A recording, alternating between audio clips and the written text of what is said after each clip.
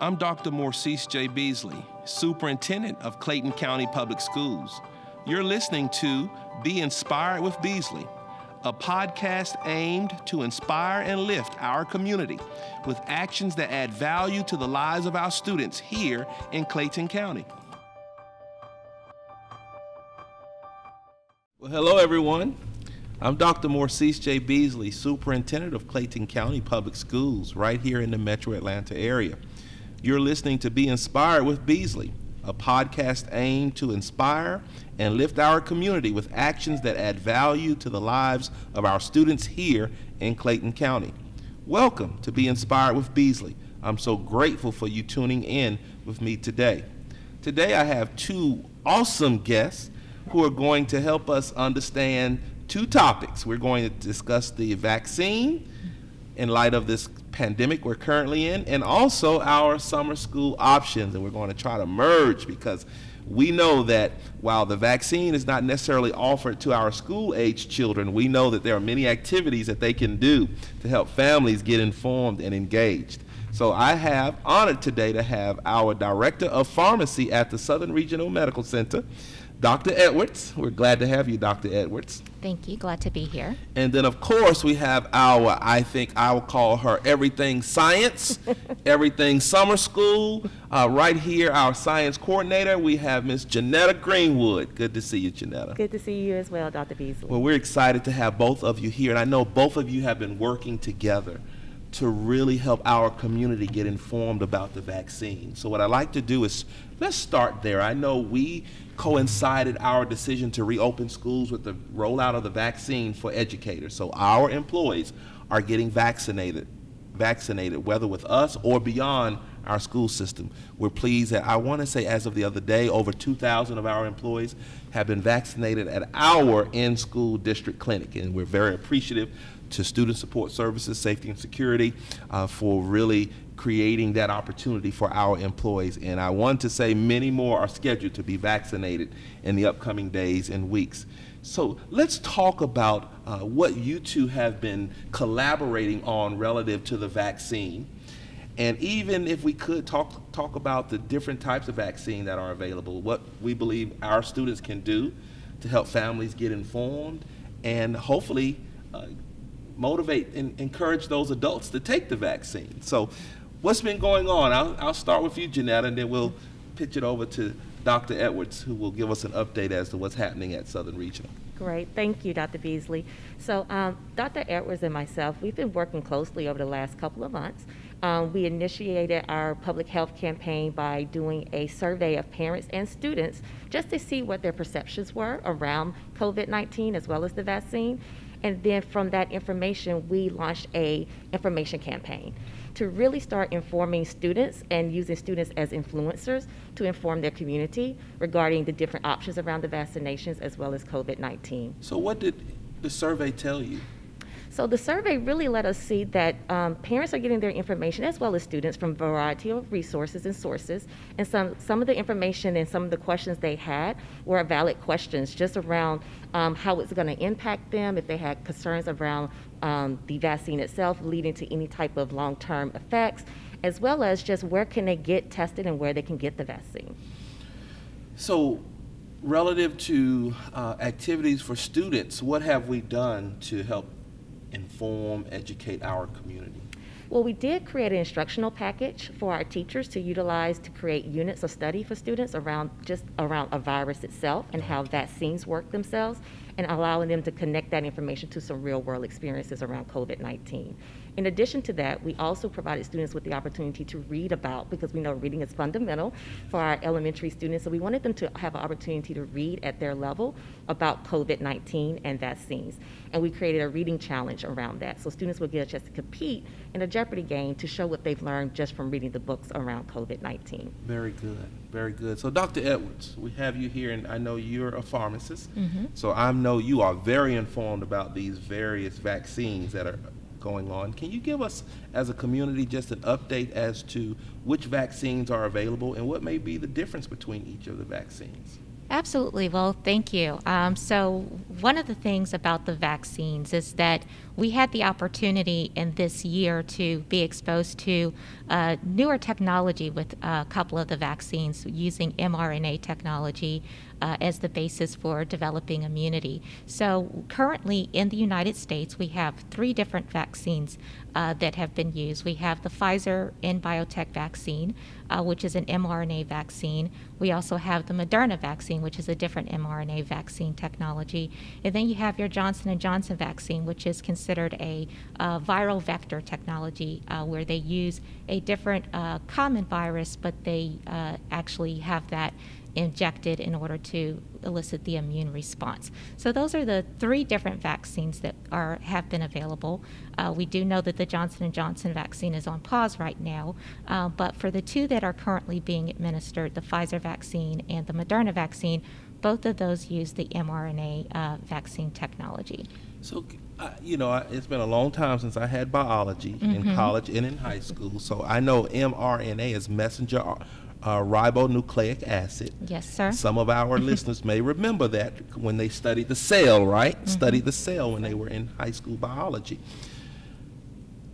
What does that mean when you say mRNA and they use that to create a vaccine? They don't actually get the virus then, clearly. That's correct. So it's a type of genetic material. So our body, the way it works, we know that we have DNA, which is the deoxyribonucleic acid that makes up our hard-coded genetic material.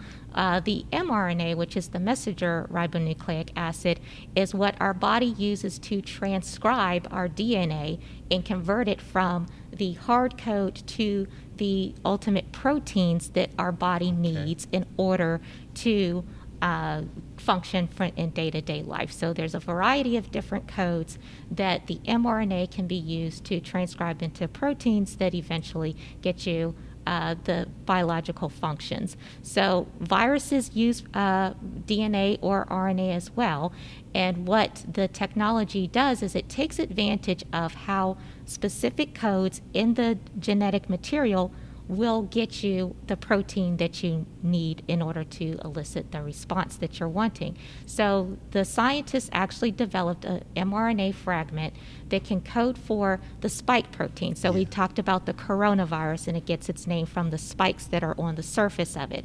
So they're basically... Those are protein spikes. Those are protein spikes. So those protein spikes are being coded by our own genetic machinery in our cells. And what happens is that once we create those protein spikes, it then causes our natural immune system to respond and say, this isn't normal. We're going to start to develop antibodies against that, so that if you ever get infected with the actual virus later, it will have the same protein spike that it will recognize later on if you happen to be exposed to the virus. So you're not getting the virus with the mRNA, but you're getting a protein or some message that has the protein like the spike on the virus. It elicits a response from your body, your immune system. In the event that you get the virus, your body is well prepared to respond to that virus. Yes, and what's novel about it is that you're actually having your own body create the protein versus injecting the protein directly into the body.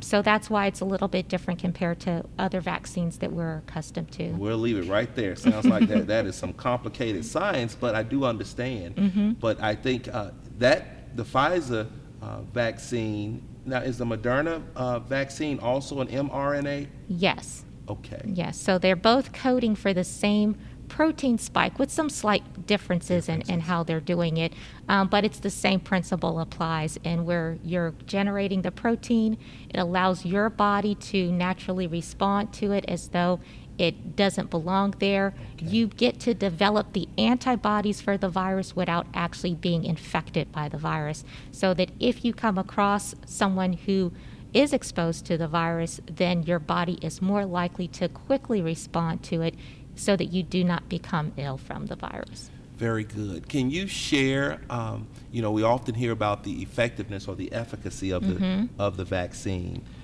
And I believe that the Pfizer efficacy is in the mid-90s. It is. And so just some of the things to keep in mind with efficacy is that I think sometimes a lot of the information is a byproduct of what we didn't know in the past, and so now we're getting a lot of information now. And if you can compare efficacy of other vaccines compared to what we're seeing with the Pfizer and Moderna vaccines in particular, they're actually extremely effective. So when they first came out with the emergency use authorization, they were in the mid-90s, 94, 95% effective. 6 months later, they're still looking at around 90, 91% effective in terms of reducing the risk of anyone who has been fully vaccinated from actually presenting with positive COVID-19. So I've had the Pfizer vaccine, and I don't know, Janetta, I don't know if you've had your... I've had Moderna. Moderna and Pfizer. Pfizer. And we were doing the Johnson & Johnson until they paused it, but we're now doing the Pfizer under the auspices of the Clayton County Board of Health. I really encourage people to get the vaccine. While we're not requiring, and I get that question often, do we require it? No, we don't require it, but I encourage people to get the vaccine. I often hear people say, well, we don't know what it's made out of. I don't know what was chicken pox vaccine was made out of. So, or the rubella or the measles. I mean, how many of you study those vaccines? I didn't. Not at all. They told me I needed it to get to school, and I just got the vaccine, and I've been okay. So I encourage people, but I have to the extent that I can understand the science. I have read, and I feel very comfortable with the science behind the Pfizer and the Moderna vaccine. I encourage people to get the vaccine. Absolutely. And I think one of the things that we can't emphasize enough is risk of severity of disease. That one of the things being in the hospital setting, we see those patients that are experiencing the worst the worst complications from COVID-19. And while we're grateful that majority of the people that test positive for COVID-19 do not find themselves coming to the hospital or getting very ill, we do see quite a bit of patients that still are getting very ill, and perhaps those who do not think that they're at high risk. So getting back to the survey that we conducted early on at baseline, two of the areas that we wanted to make sure that people understood in terms of risk factors were not just age, which was what we emphasized early on, but also what we call comorbidities or other diseases, and that can include obesity, morbid obesity, hypertension, diabetes. I've heard someone say, if you're taking a pill, you're at high risk. So if you have asthma, any kind of respiratory illnesses, we really want to make sure that if you fall into any of those categories, that you do consider yourself high risk of complications if in fact you get COVID-19. The vaccines are highly effective. We do recommend that if you're getting vaccinated with either Pfizer or Moderna, the peak efficacy is 2 weeks after you've received your second dose.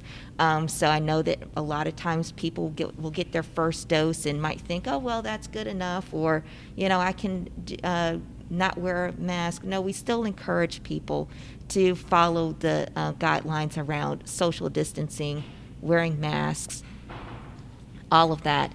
But we can't emphasize enough that a lot of people in the African American community, Latino community, have a higher percentage of obesity, diabetes, hypertension, respiratory illnesses, including asthma, that would put them at high risk. And so we definitely want to make sure that they get vaccinated. And additionally, even if you don't fall into those categories, you think you're relatively healthy, it's about protecting those who you love. That's right. You really have to be mindful that if you get sick, a lot of the infections from people who were in different households were from asymptomatic carriers. That's a very real thing. Your nephew or cousin or daughter goes out, and then they bring it home to you.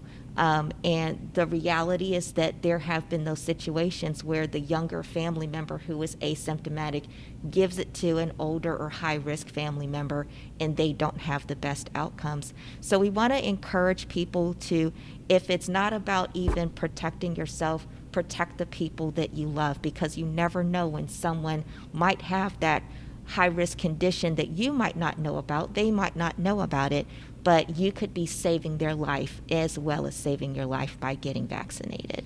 I think that's an excellent point to make, that sometimes we have those who are asymptomatic, they don't have any symptoms, but they may be carrying the virus. So it's not necessarily about you, it's about those you love and others that you come in contact with, and we have to be very mindful and considerate of that as well. Very good, very good.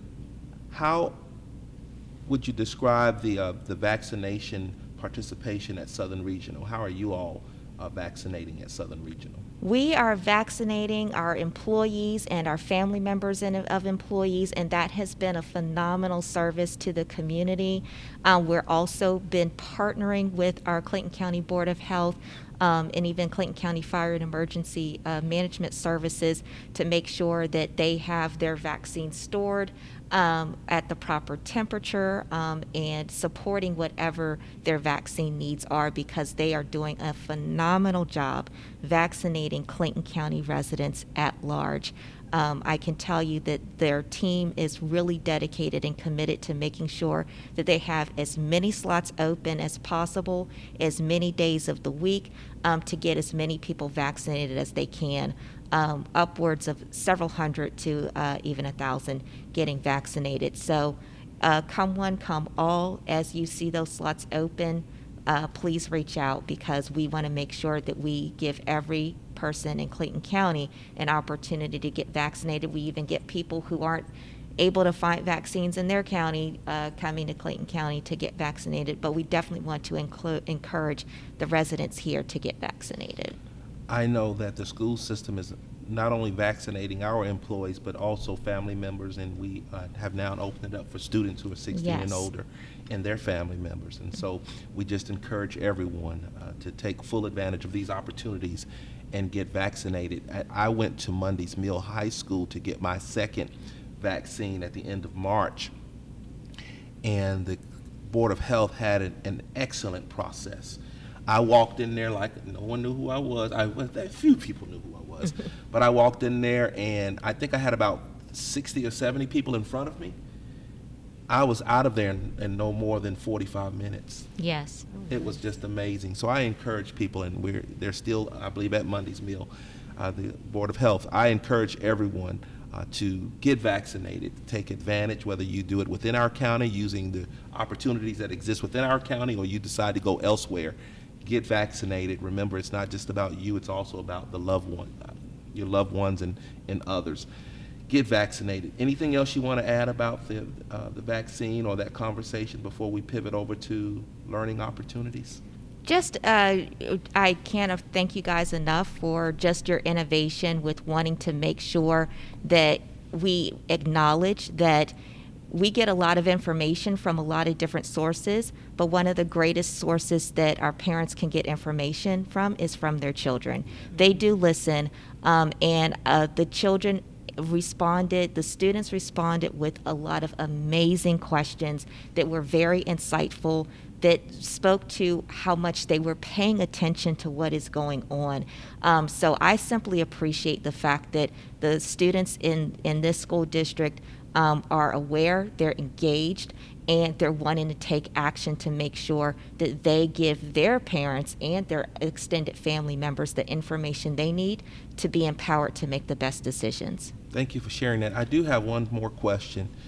I know initially when the vaccine was rolling out, they were concerned that the access was inequitable relative to people of color. From your perspective, is that an issue within our county?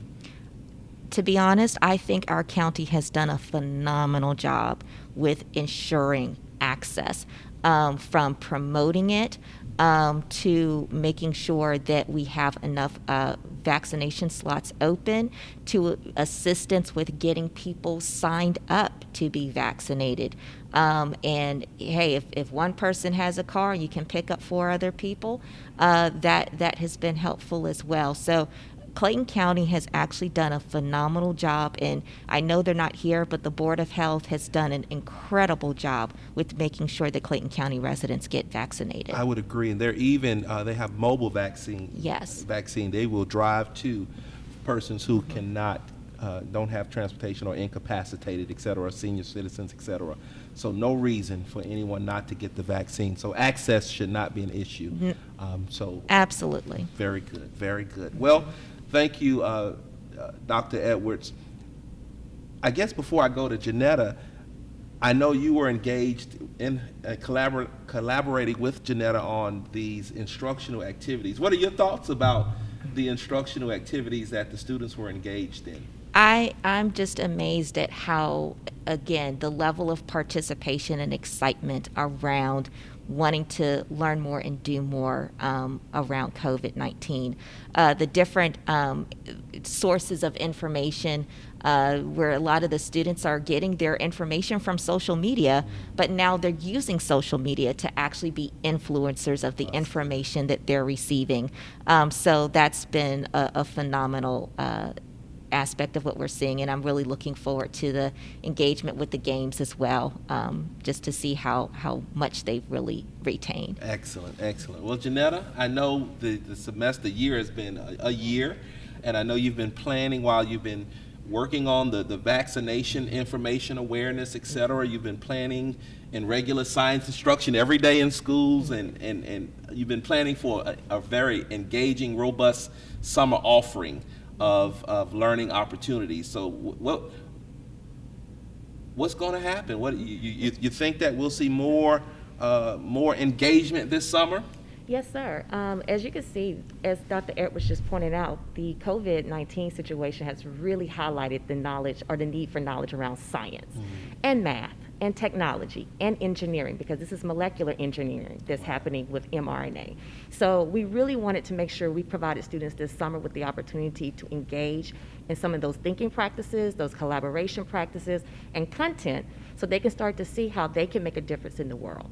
Today is Earth Day, and a lot of the things that Dr. Edwards just brought up in regards to morbidity and some of those factors that you see, those disparities in health, that's directly related to the environment. So our students this summer will be engaging in some environmental opportunities, some math, some reading, some writing. So we have our STEM camps, which starts June 2nd through June 11th, and the students will have 8 days to engage in a variety of STEM-related learning opportunities around environment, around coding, around a lot of different STEAM and STEM-driven ideas. Are they virtual or face-to-face or both? They are both. Okay. So we wanted to make sure, especially because we have the vaccine available now, that students had the choice and parents had the choice in how they engage in summer learning. So students will actually have the opportunity to either come face-to-face or engage virtually from home. What would you say to the family or mom or dad who say, "Oh, I'm just tired of, I'm virtualed out, or we need a break"? What would you say to encourage them to participate or get the children to sign up to participate in these summer activities? I would tell mom and dad, I promise you, your child will not feel like they are learning this summer. They will be engaged in so much hands-on, minds-on opportunities to learn that they will not feel like it's their traditional experience. It's truly going to be an experience that they will not stop talking about to you when you get home from work. And it's not that many days. So it is not that many days. They'll go by quickly, won't they? It will go by very fast. So we've got a lot of STEM opportunities, but I also know we've got some acceleration and of course more acceleration and remediation, but we've got some opportunities for kids to work on reading and math and writing, et cetera. Can you share about those opportunities as well? Yes, sir, I sure can. So also in the month of June, right after our STEM camps end, students can also then engage in our Summer Enrichment Academy, which addresses reading, writing, and math. But once again, it won't be set up in this traditional way. Students will have a lot of fun engaging in various ways of learning and remediating if necessary, but also accelerating their knowledge around those core content areas. How many days of instruction will they have there? They have 15 days. Okay, So very once good. again, it's just enough time to really, really dig in, but not long enough to make it where they have fatigue at the So end. they'll still have some summertime. They of will course. still have summertime. Very good, very good. And I know we're, in our county, we're always focused on accelerating students, advancing learning for all students, ensuring that all of our kids get accelerated math, earn high school credit in middle school, take advanced placement. What's happening with the advanced learning for all? What opportunities exist there? So after a very short break in July, we will have students in around July 19th engaging in Advanced Learning for All. That particular program is for students who are in our accelerated programs. And as you mentioned, all our students are in accelerated That's right. programs. So we have a focus on our middle schools, math and science, once again, so they can actually do accelerated math preparation before they get to 6th grade, as well as before they enter the 7th grade and 8th grade as a kind of a week preview of what they're about to engage in during the academic year. I must say that with your effort and that of your colleagues who are leading the various content areas in our county, we have more middle school kids, 8th graders, earning high school credit now before they even get to high school than we've ever had. That is correct. And that is awesome. Our kids, they are getting so many opportunities to accelerate themselves. And that allows them to even participate in advanced placement, dual enrollment a lot sooner. And then you all know the money they save when they participate in dual enrollment, advanced placement potentially. They can basically land in college and hopefully have half of the freshman year already completed. Yes, sir. Right here in high school, which is a money saver, and of course it helps them to achieve post-secondary graduation a whole lot sooner. So that's amazing. And Dr. Beasley, if I can mention, Please. for our middle school, we actually are preparing them for that high school course at 8th grade with the 6th grade and 7th grade courses that they're in. Wow. So we are actually providing them access to that content early on as 6th graders and 7th graders to create that foundation so that when they get to 8th grade, they don't find it as challenging because they've already been exposed to it. That's awesome. Awesome to hear. And I know, it starts very early, so I know we've got some early learning opportunities. I know we even have a kindergarten camp. Can you tell us a little bit about what's happening for the early learners? Yes, sir. So we also are offering Kinder Camp, and that is for our pre-K, and that is an opportunity for students to engage once again during the summer in learning some of those very important skills and academic pieces that they need to be successful as kindergarten students. Now, one thing you mentioned, you said it's virtual, so even if parents are traveling this summer, Yes. kids may get a little bored even traveling. They can have their Chromebooks and laptops. They can be engaged virtually. Yes, sir. So it's an opportunity for everybody to be engaged. So Yes, sir. We found that was very helpful last summer, that Okay. students that went to stay with their grandparents Yeah. for the summer was still able to engage in our summer experiences. excellent, excellent, excellent. Well, anything else you want to add about our summer learning opportunities? Well, I would just say get ready, get set, and engage, because that is truly what the students will be doing the entire summer. Thank you, Janetta. So today we've talked about the vaccine. We encourage everyone to get the vaccine, the ones that are available, and we've talked about summer learning opportunities. You say, well, how did you bridge all of this?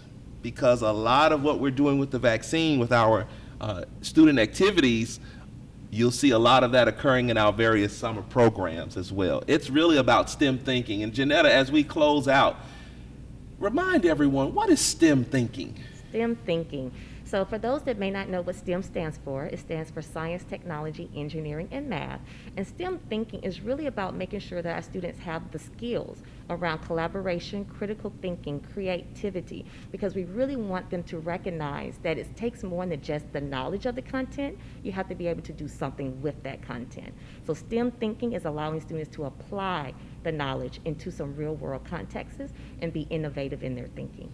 Now, I can hear someone say, well, you said STEM, what about STEAM? So what's happening Well- relative to the arts in Clayton County? Now, everyone should know what's happening, but Please. Well, I would say that because you have that creativity aspect, arts are always embedded in STEM and STEAM, because it truly takes a creative brain and a creative mind to really come up with some very nuances to ideas. So the things around the dance and the acting and the various things that we definitely offer at one of our top schools, Stillwell School of the Arts, you can really know that we are really recognizing the importance of the arts in all the other contents as well. And technology hits every area. How many of us don't use technology in all of our various fields? We use Absolutely. it all the time. Absolutely. Very good, very good. Well, today has been an exciting opportunity to talk about the vaccine with Dr. Edwards, the Director of Pharmacy at Southern Regional Hospital right here in Clayton County.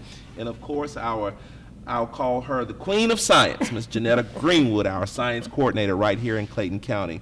I want to say thank you for participating. Thank you for listening as we have tried to share and keep our community right here in Clayton County informed.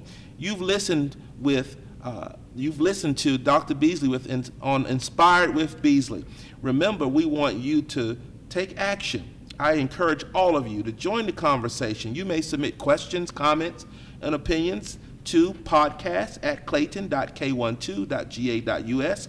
Tune in to future episodes by subscribing to the Be Inspired with Beasley podcast on Apple Podcasts and Spotify. You can always access each episode on the district's website, again, www.clayton.k12.ga.us. Again, I'm Dr. Morcease J. Beasley, serving here as Superintendent of Clayton County Public Schools. I'm here to serve and to keep our community engaged and informed. Until the next time, thank you for participating. Remember, it's been a day to be inspired with Beasley, a podcast for Clayton County. Thank you.